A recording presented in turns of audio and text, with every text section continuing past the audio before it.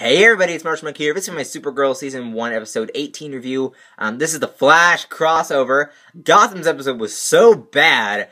This episode was so good. There are a few things about this episode I didn't like, but it's way better than Gotham's episode, because Gotham's episode was boring. I was so bored out of my mind watching it. So this episode was so fantastic. But yeah, let's talk about it. So the Flash crosses over.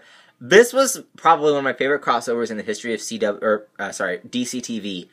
I like this better than the Flare crossover this year. The Flare crossover was good, but it wasn't as good as the first one. The Flare crossover in the first season of Flash was so fun, and this is kind of like that. Like their first ever crossover.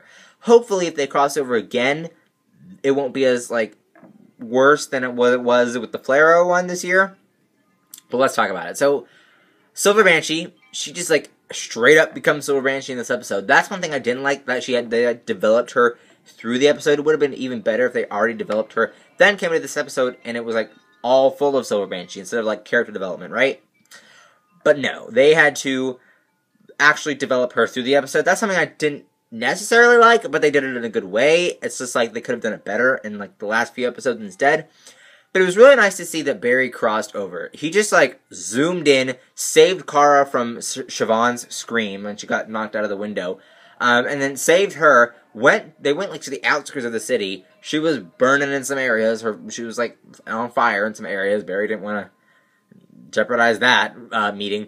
But it was really cool to see that they did that. I liked it, how Barry rescued Kara, and they were like, wait, you don't know who Supergirl is? And then she's like, you don't know, or he's like, you don't know who Flash is? Black Canary, Green Arrow. So that answers the question. No, Green Arrow, Black Canary, Atom, Hawkgirl, all these heroes that are in this world, or Zoom, or all the villains, do not exist in this Earth. I think that Supergirl is Earth 3, but I think that they switched Earth 2 and Earth 3. Earth 2 is supposed to be in Earth 3. In the comics, Earth 3 has Crime Syndicate, which is basically this evil Justice League. So what I think is that they switched them. Earth 2 is where all the evil stuff happens, in the comics with Earth 3, and Earth 3 is just, regular, what it should be. It shouldn't be, anyway. So I think that that's what that is, and they have Superman, and I'm guessing they have Batman. I'm guessing Batman exists in Earth 3, because of the whole Easter egg back a few episodes, earlier with, Master Jailer, or whatever his name was, where he was, and she was like, oh, I guess masks are, I thought masks were only big in that one city, so I thought that was a Batman Easter egg.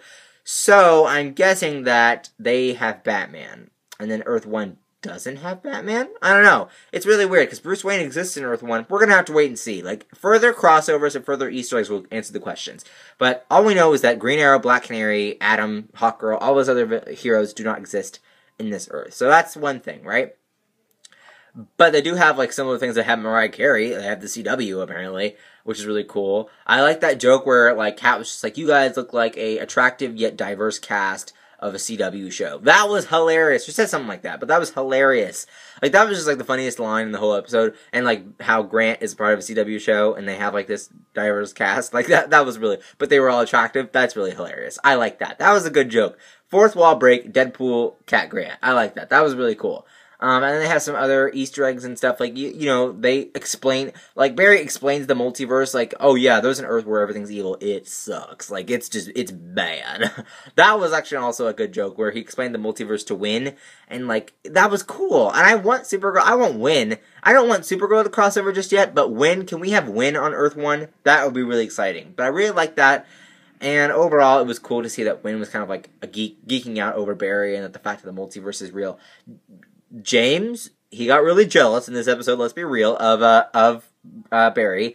One thing I didn't like about the episode necessarily is that they kind of played up the romance more than the crossover. It was all about Jamie, or just James, being jealous of Kara because of Barry. That was one thing I did not like necessarily. They put romance here, and then the crossover was right here, kind of. I don't know.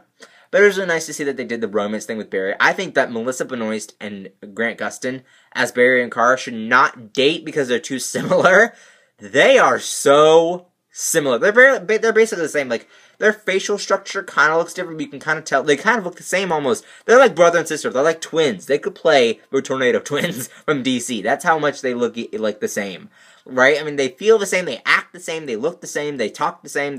They're just the same. They're nerds. And that's what I love about it. Nerd love up in this club. I love that. And I think that Kara should cross over and meet Oliver and have jokes about how Oliver's too serious. And like you could see in like a Flash episode where Oliver crosses over, like them just like playing on the computer or something, like, or doing like a video game competition, and Oliver's like, guys, we got work to do. And then she's just like, is he always that serious? Like, that would be so cool. So hopefully Kara gets to cross over on Flash. That would be really cool. What do you guys think about that? Comment down below. Should Kara cross over to Flash? They had some other Easter eggs when Cat Grant suggested the name The Blur. Blur is what they actually called Superman in, I can't remember what it was, Smallville, that was it. They called him that in Smallville. They called him The Blur, right? That was a really cool Easter egg. Silver Banshee gets Livewire out of prison. They become the tag team, the dynamic villain duo. No. Livewire gave Siobahn the suit and the makeup. You're joking, right? That's bad. How did she afford all of that makeup? How did she afford the color contact lenses? How did she afford the suit? Where'd they get all that stuff? I guess they could have stole it. But then they would have known about Livewire breaking out sooner. So I have no idea. Like, I don't know how they did that. That doesn't even make sense, how they made her over to make her a Silver Banshee. In the comics, I don't know if this is, I don't really know anything about Silver Banshee, but I'm pretty sure that how they explained her in this episode is that she was cursed, and that the curse made her into Silver Banshee. I'm guessing that's what happens in the comics. And here they just give her a makeover? What? I don't know. It's kind of weird to me. But it was really cool to see them tag team the powers. You can see that the Silver Banshee scream made Supergirl's ears bleed. I'm pretty sure Black Canary could do that to Superman, too, in the comics. Like, she did that to Superman, I'm pretty sure. I have no idea, but Black Canary and Silver Banshee are the only people that can make their ears bleed, basically. But overall, it was a nice episode. Cat Grant was hilarious, like I said. No Alex, no Martian Manhunter, so that was pretty cool. It was kind of sad that Martian Manhunter didn't get to meet Barry, right? But you gotta do what you gotta do, right? Kara ended up kissing James at the end of the episode. They had no chemistry. I couldn't feel it. Like, I felt the chemistry between them before they kissed, but when they kissed, it was, like, kind of blank. Maybe because he was being mind-controlled. That's why. By Non. And Non's back, of course. But maybe it was because he was being mind-controlled, but that's why I didn't feel their chemistry right then. I have no idea, but I don't know. Comment down below, what did you guys think of this episode? I liked it. I love the crossover. I hope they cross over again. They ended up doing the world's finest race. They did the Easter eggs for World's Finest. It was really cool. The title of the episode is World's Finest, but instead of the apostrophe, it's just worlds. Like, worlds, multiple worlds. Because of the multiverse. Ha, Easter egg. What did you guys think? Comment down below. Links there to my other Supergirl videos. Linked there to my Twitter, Instagram, Vine, vlog channel, this channel. Don't forget to follow and subscribe those. Other than that, like and favorite this video. Don't forget to subscribe, and I will see you guys later. Bye-bye.